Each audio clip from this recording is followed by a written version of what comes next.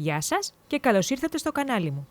Σήμερα φτιάχνουμε νιόκι στο φούρνο με λαχανικά, όλα μόνο σε ένα ταψί. Είναι μια απλή και εύκολη συνταγή που μπορείς ελεύθερα να αυτοσχεδιάσεις και να χρησιμοποιήσεις ό,τι λαχανικά έχεις στο ψυγείο σου. Και κάτσε μέχρι το τέλος να δεις και πώς φτιάχνω μια φυτική μοτσαρέλα που θα ανεβάσει γευστικά και θρεπτικά το φαγάκι μας. Ας πάμε τώρα στη συνταγή μας. Για να φτιάξω τη φυτική μοτσαρέλα χρησιμοποιώ κάσιους, τα οποία πρέπει να μουλιάσουν όλο το βράδυ σε νερό ή αν δεν πρόλαβες τότε τα βάζεις σε βραστό νερό μέχρι να ετοιμάσεις την υπόλοιπη συνταγή. Για το κυρίως πιάτο πολύ απλά θα κόψουμε σε κομμάτια ό,τι λαχανικό έχουμε στο ψυγείο που θα τέριαζε σε μια σάλτσα ντομάτας.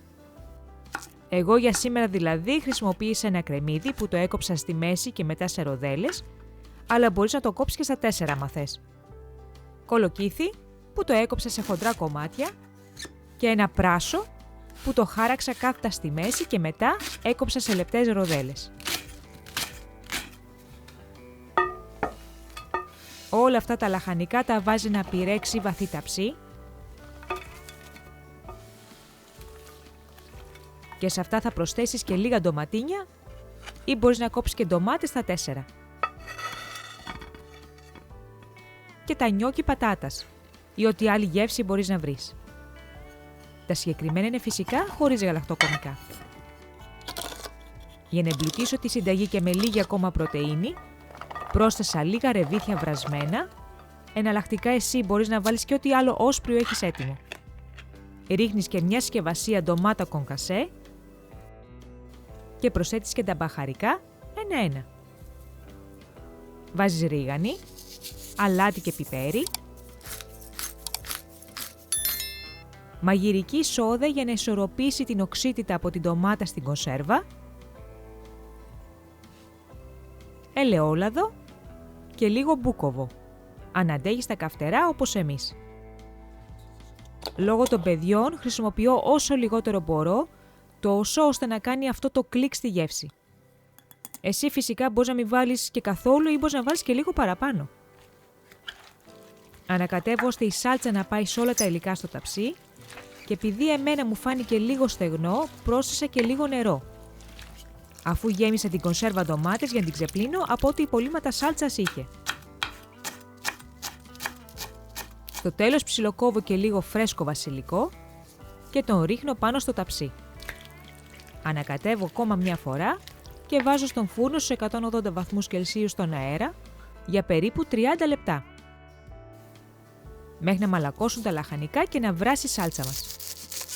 Αν σε ενδιαφέρει να κάνεις και τη φυτική μοτσαρέλα, κόβεις την κορυφή από ένα κεφάλι σκόρδο, βάζεις σε ένα κομμάτι λαδόκολλας, στίζεις με λίγο λαδάκι, τυλίγεις και βάζεις στο φούρνο μαζί με το φαΐ ώστε να ψηθεί και να μαλακώσει. Έτσι το σκόρδο θα αποκτήσει και μια πιο γλυκιά γεύση. Όταν το φαΐ μας κοντεύει να γίνει, φτιάχνουμε και τη φυτική μοτσαρέλα.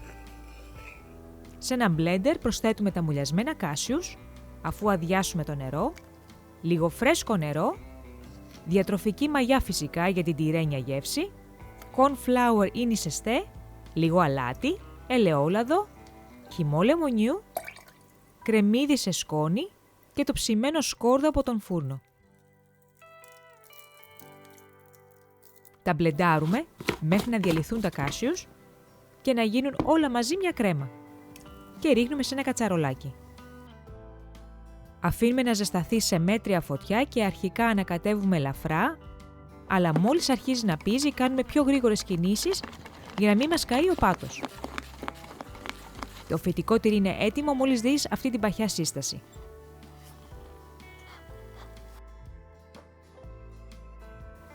Μόλις και το φαγητό μας είναι έτοιμο, βγάζουμε από τον φούρνο και από πάνω ρίχνουμε μεγάλες κουταλιές από τη μοτσαρέλα ή μπορούμε να σερβίρουμε με ό,τι άλλο τυρί θέλουμε.